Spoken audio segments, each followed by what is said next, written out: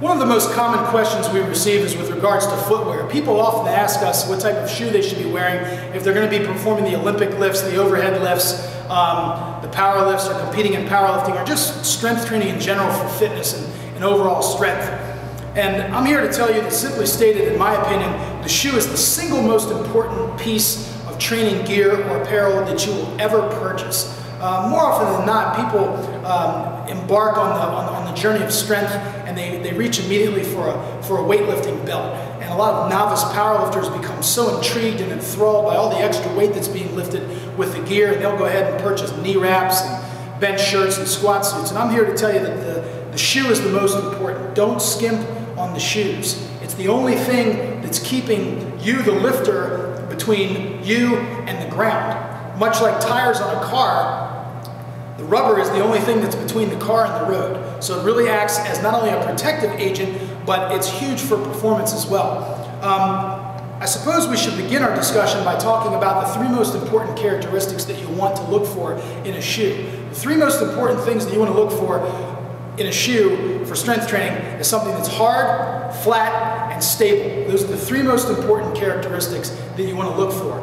I suppose to begin the discussion, I'm going to show you what you don't want to wear. More often than not, we'll see novice lifters come in the gym for training and they're wearing something like this. This is an ASICS running shoe. This is actually my shoe. It's what I wear all day long because I'm on my feet coaching athletes, clients, lifters, etc. Super comfortable, great for walking and running as well. It's got a cushioned sole, very poor for performance. You do not want to lift in these shoes.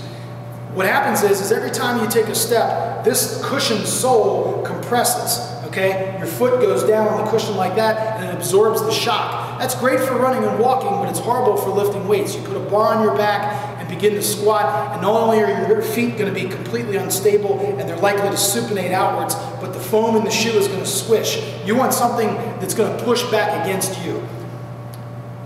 These 5 shoes that I have right up front here are Olympic weightlifting shoes. They are entirely appropriate for the clean and jerk, the snatch, or the overhead lifts, military presses. Any of the Olympic lifts by nature can be performed in these shoes.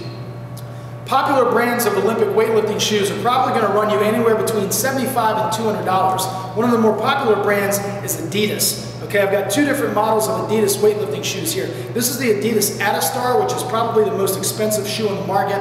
Retails for about 200 bucks. This is the Adidas Ironworks 2, which retails for about 110 to 120.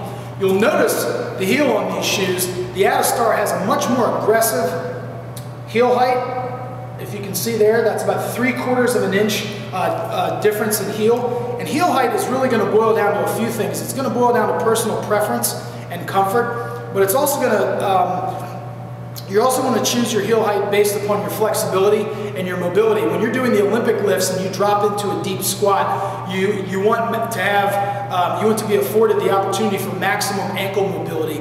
Also, your hip mobility and hamstring flexibility is going to dictate how deep you can squat. So if you have trouble hitting depth in a squat, some of you powerlifters out there, you definitely want to try to get a shoe that has an elevated heel. These are the Do-Ins. Do-In is another popular brand of Olympic weightlifting shoe. This is the exact shoe that Susie wears. Again, pretty aggressive heel. This is the shoe that I wear. It's the Do-In Rogue. You'll notice that just about every brand of Olympic weightlifting shoe comes with one of these straps. This is called a metatarsal strap, and the function of that strap is to keep your foot within the shoe and to keep it from sliding laterally. More important, it actually helps draw your heel into the back of the shoe, so again that your foot doesn't move. Generally speaking, you're going to want your strength trainer and weightlifting shoe to fit more snug and a little bit tighter than, say, your tennis shoe or your dress shoes. Remember, you're not wearing these to work, you're not wearing these to the club or to church or whatever, you're wearing these to train in, and you don't want your foot to move around, so you're going to want it to fit a little bit more snug. This is the last brand that we have on display. It's made by Risto Sports. Again, it has an elevated heel, one metatarsal strap. Other popular brands of Olympic weightlifting shoes are BAF, Botevs, Workson, Versus Athletics, Power Firm, etc. So you've got a lot of choices. Again, they're going to range between $75 and $200. Any of these lifts would be entirely appropriate for squatting in the power lifts as well. A lot of powerlifters will opt for an Olympic weightlifting shoe. This is a powerlifting shoe made by a company called Safe. This is called the Safe Contender. This retails for about $170. Again, you can see the metatarsal strap here. It's made of tough grain leather, and it's also a high top, which is going to provide you with some ankle stability, but a lack of mobility as far as forward flexion of the ankle joint. So if that's an issue, you're going to want to go back to the Olympic weightlifting shoe. This is not for Olympic weightlifting, it's for squatting only. You'll also notice that the heel is kind of narrow, which is one of the main reasons that I switched from this shoe into the Do-Ins. You'll notice the Do-In has a wider heel and a wider forefoot, and what happens is that's going to provide you with stability going that way. Next, we're going to talk about the Converse Chuck Taylor. This is a very inexpensive all-around shoe. It's old school. It's been popularized by the West Side guys. If you can't afford any of these shoes up here, this is a good alternative to actually perform all three lifts in: the squat, the bench press, and the deadlift. These can be picked up at Target for probably 25 or 30 bucks. Again, they're pretty flat. If you have trouble hitting depth in the squat, you probably don't want to wear these. Again, you're going to want something with a heel. Another cheaper alternative to the Converse Chuck Taylor is an indoor soccer shoe. Those can retail around 50 bucks, possibly more, but again, they're very flat and would be appropriate for any of the lifts as well. Lastly, this is an old school basketball shoe. It's called a Nike Air Force One. This would be very appropriate for squatting. You could even wear it to bench press in. Again, it's very flat, very hard sole, and good for squatting or bench pressing. As far as bench pressing goes, you can pretty much wear just about whatever shoe you feel comfortable in. A lot of lifters will opt for the running shoe because of the tread, and they can really dig their feet into the ground and it grips the floor really well.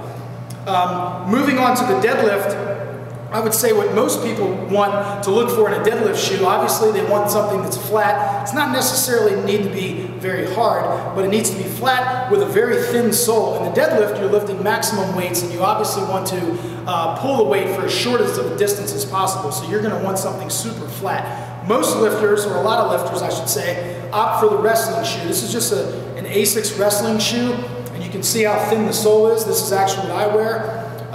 These can retail from anywhere from $30 or $40 all the way up to $125. A few years back, it became pretty popular in the IPF that a lot of the female sumo deadlifters began altering the wrestling shoes and putting a heel in the front. This is actually Susie's old deadlift shoe, and you'll notice the heel in the front. In the deadlift, you typically want to be sitting back more. You want your center of gravity to be shifted a little bit back, not so much way out in front of the bar. So a lot of lifters will turn to this. That's just another example. These are called Vibram 5 Fingers. They've really become popular within the past couple of years. These retail for about 100 bucks. These are really good for deadlifting, but probably aren't going to be allowed in a lot of powerlifting organizations. But you can certainly train the deadlift in this. I really wouldn't train a whole lot else in this. You could squat in it, but if you have arch issues, you probably want to steer clear of these. These are probably more appropriate for, again, deadlifting and water sports. If you can't afford wrestling shoes, another cheaper alternative is ballet slippers. You'll see a lot of people deadlifting on the platform in ballet slippers. And another option is Titan and Crane both make a version of a slipper, what they call a deadlift slipper or a deadlift sock, and those retail for anywhere between $12 and $15. So as you can see, you have really a vast variety here of shoes to wear for your training, but it's really important that you select the right one. And again, the way I look at it is yeah, some of these shoes are pretty expensive, but it's a one-time investment. You're not wearing these shoes to work, you're not wearing them to church or to the club or wherever else. You're only wearing them to training, so at the very least, if they wear out, you're probably just going to have to get them resold. So you certainly don't want to skimp on shoes, and it'll be one of the best training decisions that you ever make.